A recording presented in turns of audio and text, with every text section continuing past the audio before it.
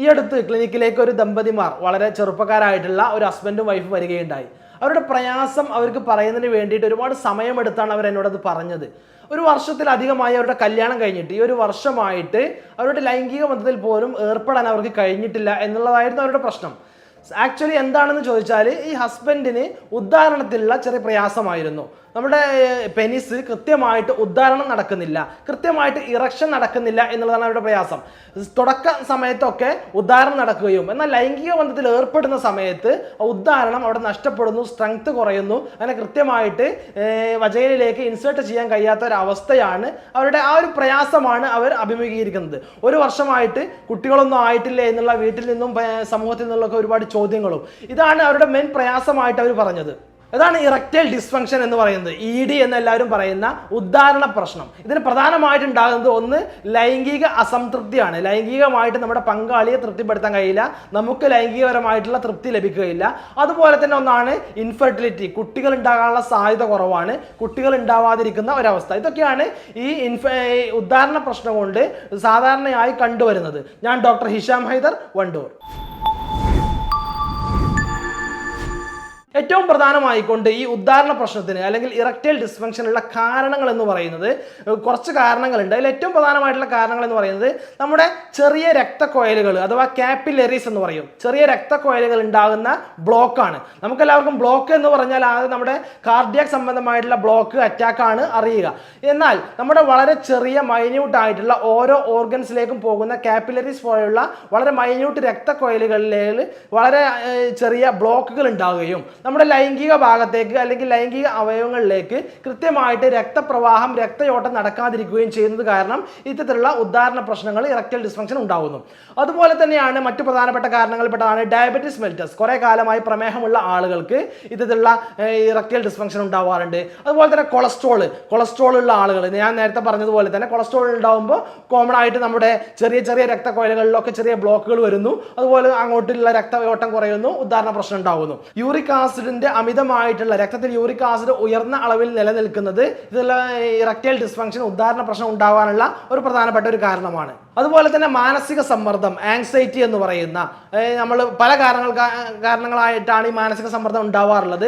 ഒന്ന് നമ്മുടെ ഫൈനാൻഷ്യൽ സംബന്ധമായിട്ടുള്ള, നമ്മുടെ ജോലി സംബന്ധമായിട്ട് എന്തെങ്കിലും പ്രയാസങ്ങൾ, നമ്മുടെ ഓഫീസ് തലത്തുണ്ടാകുന്ന പ്രയാസങ്ങൾ, അല്ലെങ്കിൽ കുടുംബ സംബന്ധമായിട്ട് മറ്റുണ്ടാകുന്ന മറ്റെന്തെങ്കിലും പ്രയാസങ്ങൾ, അല്ലെങ്കിൽ വേറെ എന്തെങ്കിലും പ്രശ്നം കഴിഞ്ഞിട്ടാണ് നമ്മൾ വീട്ടിലേക്ക് വരികയെങ്കിൽ ആ ഒരു പ്രയാസങ്ങൾ, അല്ലെങ്കിൽ ഏതെങ്കിലും ഫസ്റ്റ് സമയത്ത് നമുക്ക് ലൈംഗിക ബന്ധത്തിൽ ഏർപ്പെടുന്ന സമയത്ത് എനിക്ക് എൻ്റെ പങ്കാളിയെ തൃപ്തിപ്പെടുത്താൻ കഴിയുമോ ഇല്ലയോ എന്നുള്ള ഒരു സംശയത്തിൽ നിന്നുണ്ടാകുന്ന ഒരു ആങ്സൈറ്റി. ഇങ്ങനെ പലതരത്തിലാണ് ഈ ആങ്സൈറ്റി കൊണ്ടുണ്ടാവുന്ന ഇറക്റ്റൈൽ ഡിസ്ഫങ്ഷൻ എന്ന് പറയുന്നത്.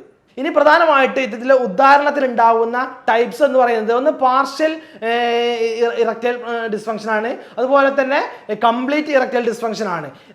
പാർഷ്യൽ എന്ന് പറഞ്ഞാൽ വളരെ കുറച്ച് മാത്രം ഉദാഹരണം നടക്കുന്നുണ്ട്, എന്നാൽ കംപ്ലീറ്റ് ആയിട്ട് ഉദാഹരണം നടക്കുന്നില്ല, ഒരു പകുതിയൊക്കെ ആകുമ്പോഴേക്കും ഉദാഹരണം നഷ്ടപ്പെടുകയാണ്. ഇതാണ് പാർഷ്യൽ ഇറക്റ്റൈൽ ഡിസ്ഫങ്ഷൻ എന്ന് പറയുന്നത്. എന്നാൽ കംപ്ലീറ്റ് ഇറക്റ്റൈൽ ഡിസ്ഫങ്ഷൻ എന്ന് പറഞ്ഞാൽ തീരെ ഉദ്ധാരണമേ നടക്കുന്നില്ല, ഉദ്ധാരണം തീരെ നടക്കുന്നില്ല. ഇതൊക്കെ കുറെ കാലമായിട്ട് പ്രമേഹമുള്ള ആളുകൾ, കുറെ കാലമായിട്ട് പ്രമേഹത്തിനും കൊളസ്ട്രോളിനും പ്രഷറിനും ഒക്കെ മരുന്ന് കഴിച്ചുകൊണ്ടിരിക്കുന്ന ആളുകൾ, ഇങ്ങനെയുള്ള ആളുകൾക്കാണ് ഇങ്ങനെ തീരെ ഉദ്ധാരണം നടക്കാത്ത അവസ്ഥ. അല്ലെങ്കിൽ ഏജ് കൂടി വരുന്നതിനനുസരിച്ചിട്ട് ഈ പ്രമേഹമുള്ള ആളുകളിൽ ഒരു 50 വയസ്സിനൊക്കെ ശേഷം തീരെ ഉദ്ധാരണം തന്നെ, നമ്മുടെ പെനിസ് തീരെ ഉദ്ധാരണം തന്നെ ആവാത്തൊരവസ്ഥ. ഇങ്ങനെയാണ് ഇതിൽ ടൈപ്സ് എന്ന് പറയുന്നത്. ഇനി ഈ ഉദ്ധാരണ പ്രശ്നവുമായി ബന്ധപ്പെട്ടുകൊണ്ട്, ഇറക്റ്റൈൽ ഡിസ്ഫങ്ഷനുമായി ബന്ധപ്പെട്ടുകൊണ്ട് നിർബന്ധമായി നാം ചെയ്തിരിക്കേണ്ടത് കാര്യം ഒന്ന്, നാണം വിചാരിച്ച്, മടി വിചാരിച്ച് ഡോക്ടറെ കാണാതിരിക്കരുത്. കാരണം ഡോക്ടറെ കാണാതിരുന്നാൽ ഇത് നിങ്ങളുടെ പ്രയാസമാണ്. നമ്മുടെ ഒരു മനുഷ്യന്റെ എല്ലാ നീഡുകളെയും പോലെ തന്നെയാണ് സെക്ഷൽ നീഡ് എന്ന് പറയുന്നത്. നാം ആഹാരം കഴിക്കുന്നു, ദാഹത്തിന് വെള്ളം കുടിക്കുന്നു, അതുപോലെ തന്നെയാണ് ഒരു സെക്ഷൽ സാറ്റിസ്ഫാക്ഷൻ, സെക്ഷൽ പ്ലഷർ എന്ന് പറയുന്നത് നമ്മുടെ ഒരു മനുഷ്യന്റെ ഒരു നീഡ് തന്നെയാണ്. അതുകൊണ്ട് ഈ പ്രയാസം പറയാൻ മടിക്കേണ്ടതില്ല. കൃത്യമായിട്ട് ഒരു ഡോക്ടറെ, നിങ്ങളുടെ ഡോക്ടറെ കാണുകയും നിങ്ങളുടെ പ്രയാസം മനസ്സിലാക്കുകയും ചെയ്യുക. Consult your doctor. നിങ്ങളുടെ ഡോക്ടറെ കാണൽ നിർബന്ധമാണ്. അതുപോലെ തന്നെ പ്രമേഹമുള്ള ആളുകൾ, നേരത്തെ കാരണം പറഞ്ഞു, പ്രമേഹം, കൊളസ്ട്രോൾ, യൂറിക് ആസിഡ്, ഇത്തരത്തിലുള്ള പ്രമേഹമുള്ള ആളുകൾ പ്രമേഹത്തെ നിയന്ത്രിക്കണം. കൃത്യമായിട്ട് പ്രമേഹത്തിന്റെ ട്രീറ്റ്മെന്റ് എടുക്കുന്നുണ്ട്. അതുപോലെ പ്രമേഹമുള്ള ആളുകൾ കൃത്യമായിട്ട് പ്രമേഹം കുറക്കുന്നതിന് വേണ്ടിയുള്ള ആഹാരങ്ങളൊക്കെ കുറച്ച് വ്യായാമങ്ങളൊക്കെ ചെയ്തിട്ട് പ്രമേഹത്തെ നിയന്ത്രിക്കുന്നുണ്ട് എന്ന് ഉറപ്പുവരുത്തുക. കൊളസ്ട്രോൾ ഉള്ള ആളുകൾ, യൂറിക് ആസിഡ് ഉള്ള ആളുകളൊക്കെ അത് ചെക്ക് ചെയ്യുക. അത് ഉണ്ട് എങ്കിൽ അതിനെ കൃത്യമായിട്ട് അതിന് ചികിത്സ ചെയ്യുകയും കൃത്യമായിട്ട് ശ്രദ്ധിക്കേണ്ട കാര്യങ്ങൾ ശ്രദ്ധിച്ച് അത് നിയന്ത്രിക്കുകയും ചെയ്യേണ്ടത് അനിവാര്യമാണ്.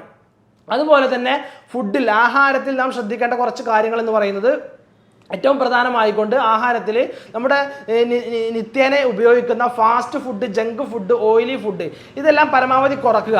കാരണം ഇത്തരത്തിലുള്ള ആഹാരങ്ങളൊക്കെ നമ്മുടെ നേരത്തെ പറഞ്ഞ കാരണം രക്തക്കുഴലുകൾ ഉണ്ടാവുന്ന ബ്ലോക്കുകൾ ഉണ്ടാവാൻ കാരണമാകുന്നുണ്ട്. അതുകൊണ്ട് ഇത്തരത്തിൽ ഓയിലി ഫുഡുകൾ, ബേക്ക്ഡ് ഫുഡുകൾ, ഇത്തരത്തിലുള്ള ഫാറ്റി ഫുഡുകളൊക്കെ പരമാവധി ഒഴിവാക്കുക.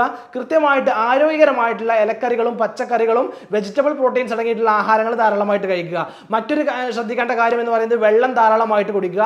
വെള്ളം ധാരാളമായിട്ട് കുടിക്കുന്നതിലൂടെ യൂറിക് ആസിഡ് ഉണ്ടെങ്കിൽ അത് കുറയും, അതുപോലെ തന്നെ കൊളസ്ട്രോൾ ഉണ്ടെങ്കിൽ അത് കുറയും, അതുപോലെ തന്നെ രക്തത്തെ ഒന്നുകൂടെ കട്ടി കുറക്കാൻ, രക്തത്തിൽ ബ്ലോക്കോ ചെറിയ കട്ട പിടിക്കലോ ചെറിയ ചെറിയ ബ്ലോക്കുകളൊക്കെ ഉണ്ടെങ്കിൽ അതിനെ കുറക്കാനും വെള്ളം ധാരാളമായിട്ട് കുടിക്കുന്നത് നമ്മളെ സഹായിക്കും. ഇതാണ് പ്രധാനമായിട്ട് ശ്രദ്ധിക്കേണ്ടത്. അതുപോലെ തന്നെ സ്ട്രെസ്, ടെൻഷൻ, ആങ്സൈറ്റി ഉള്ള ആളുകൾ നമ്മുടെ ടെൻഷനൊക്കെ ഒന്ന് കുറക്കുക. നമുക്ക് കൂടുതൽ എൻഗേജ് ചെയ്യാൻ ഇൻട്രസ്റ്റ് ഉള്ള കാര്യങ്ങളിലേക്ക് കൂടുതൽ മുഴുകുകയും ടെൻഷനെ ഒന്ന് ഫ്രീ ആക്കുക, മാനസിക സമ്മർദ്ദത്തെ ഫ്രീ ആക്കുക. ബന്ധപ്പെടാൻ പോകുന്ന സമയത്ത്, നമ്മുടെ പങ്കാളിയുമായി ബന്ധപ്പെടാൻ പോകുന്ന സമയത്ത് ടെൻഷൻ എല്ലാം മാറ്റിവെച്ചുകൊണ്ട് മറ്റു എല്ലാ കാര്യങ്ങളും, ജീവിതത്തിലെ മറ്റു ജോലിയാണെങ്കിലും മറ്റെല്ലാ കാര്യങ്ങളും മാറ്റിവെച്ചുകൊണ്ട് മാത്രം ഈ ഒരു സെക്ഷൽ ബന്ധത്തിലേക്ക് ഏർപ്പെടാൻ വേണ്ടി തയ്യാറാവുക. അതുപോലെ തന്നെ അവസാനമായി നാം ശ്രദ്ധിക്കേണ്ട ഒരു കാര്യം എന്ന് പറയുന്നത് വ്യായാമമാണ്, എക്സസൈസ്. കൃത്യമായി എക്സസൈസ് എല്ലാ ദിവസവും ചെയ്യുന്ന ആളുകളിൽ ഇത് കുറവായിരിക്കും. നമ്മൾ തന്നെ ഇത്തരത്തിലുള്ള പ്രയാസങ്ങളുള്ള ആളുകളൊന്ന് ശ്രദ്ധിച്ചാൽ മതി. കൃത്യമായിട്ടൊന്ന് എക്സസൈസ് ചെയ്യുക. ഒന്നോ രണ്ടോ ദിവസമല്ല, കൃത്യമായിട്ട് എല്ലാ ദിവസവും എക്സസൈസ് ചെയ്യുന്ന ആളുകൾ, പ്രധാനമായിട്ട് നമ്മൾ ഷട്ടിൽ കളിക്കുന്ന ആളുകൾ, ഫുട്ബോൾ കളിക്കുന്ന ആളുകൾ, അല്ലെങ്കിൽ സൈക്ലിംഗ് ചെയ്യുന്ന ആളുകൾ, ജോഗിങ് അല്ലെങ്കിൽ നടത്തമൊക്കെ ചെയ്യുന്ന ആളുകളിൽ ഇത് കുറവായിരിക്കും. അല്ലെങ്കിൽ അങ്ങനെ ചെയ്യുന്ന ആളുകൾ, ഇത് ഈ പ്രയാസമുള്ള ആളുകൾ അങ്ങനെ ചെയ്യുകയാണെങ്കിൽ ഒരു പരിധി വരെ അത് കുറയാൻ, കുറച്ചെങ്കിലും ഒരു ഇമ്പ്രൂവ്മെന്റ് ഉണ്ടാകുന്നതായിട്ട് അവർക്ക് കാണപ്പെടാൻ കഴിയും. അതുകൊണ്ട് നിർബന്ധമായിട്ട് എല്ലാ ദിവസവും നമുക്ക് മടിയും കാര്യങ്ങളൊക്കെ മാറ്റി വെച്ചുകൊണ്ട് കൃത്യമായിട്ട് എക്സസൈസുകൾ ചെയ്യുക. ഇനി ഉദാഹരണ പ്രശ്നവുമായി ബന്ധപ്പെട്ട് ഇവിടെ ശ്രദ്ധിക്കാൻ പറഞ്ഞിട്ടുള്ള കാര്യങ്ങളൊക്കെ ശ്രദ്ധിക്കുകയും കൂട്ടത്തിൽ കൃത്യമായി നിങ്ങൾ ഡോക്ടറെ കണ്ട് ചികിത്സിക്കുകയും ചെയ്യുക. കൃത്യമായിട്ടുള്ള ചികിത്സ എടുക്കുന്നതിലൂടെ നമുക്കിത് പരിഹരിക്കാൻ കഴിയുന്ന ഒന്നാണ്. ഇങ്ങനത്തെ ഒരു പ്രയാസം വന്നു കഴിഞ്ഞാൽ അത് ജീവിതകാലം മുഴുവൻ അത് ഉണ്ടാവും എന്നൊന്നും ആരും തെറ്റിദ്ധരിക്കേണ്ടതില്ല. ഇതിന് കൃത്യമായിട്ടുള്ള ചികിത്സകളുണ്ട്.